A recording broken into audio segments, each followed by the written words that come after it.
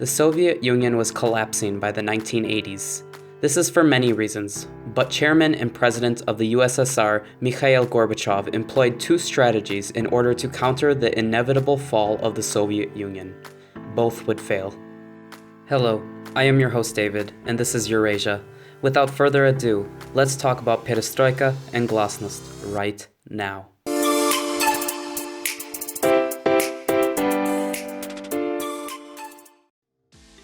As the Soviet Union pulled out of Afghanistan at the end of the 1980s, the leaders in Moscow began to question their policy internally and externally.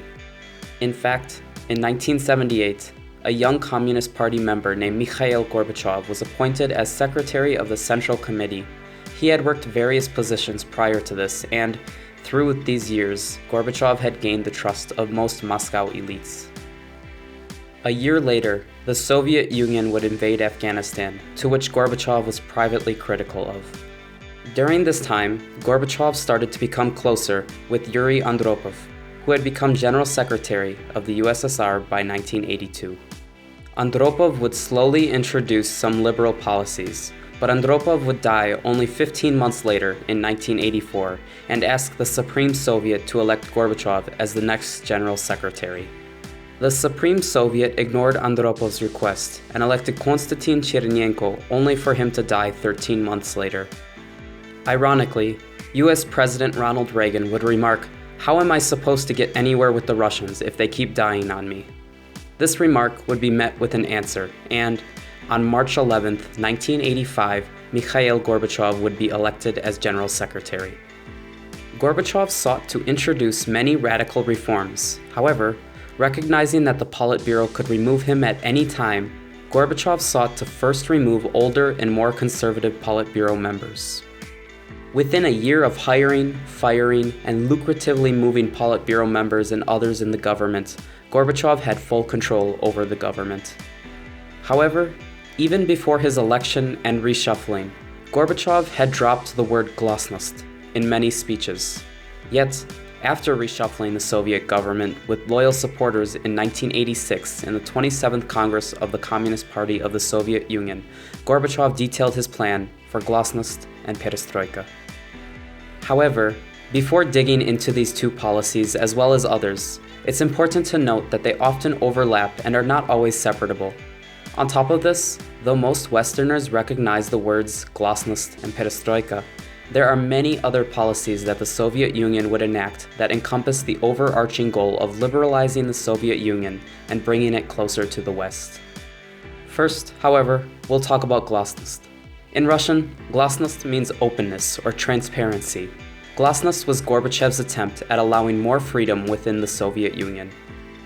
This included many new freedom of speech rights that many would take advantage of. More specifically, Gorbachev would push for the courts to allow media into their hearings, as well as simply allowing the press more freedom to speak and publish freely. This would prove to be very hard for Gorbachev to handle, as many satellite states in Eastern Europe would take advantage of this and break off from the Soviet Union.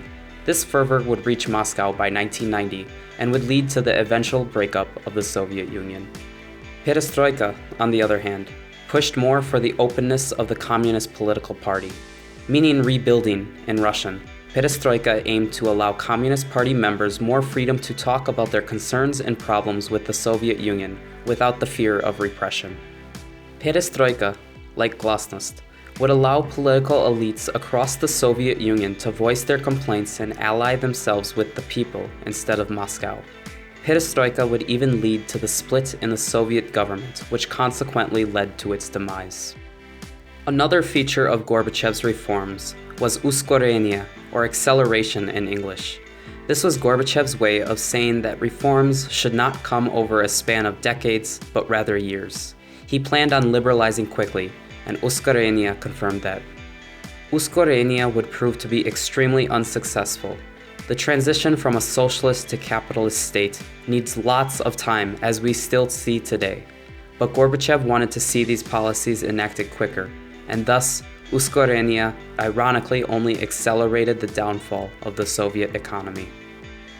The last major policy for Gorbachev to enact was demokratizatsiya, or democratization in English. Needless to say, this was his way of trying to introduce democratic policies into Moscow and elsewhere. Among other things, this allowed a multi-candidate party election in the Communist Party, as well as ending the general secretaryship and introducing the presidency, among many others. By 1990, it was obvious that Gorbachev's policies were failing. Most of Eastern Europe had gained their independence. The Soviet Union's economy was crumbling, and dissidents from around the USSR voiced their complaints to Moscow. In early 1991, there was an attempted coup on Gorbachev for the failure of his policies, and on December 25th of that year, he handed in his resignation. A day later, the Soviet Union would dissolve. Though few dismiss the fact that Gorbachev's intentions were well-intended, the policies of Perestroika and Glasnost were the single largest contributor to the Soviet Union's demise. Yet, as some argue, though the Soviet Union had dissolved, liberal reforms have in fact been accelerated in post-Soviet countries and contributed to most of the country's development. Nonetheless, it is obvious that the enactment of these policies were the main and eventual cause of the fall of the USSR. Don't forget to subscribe to my channel and of course, like the video as well.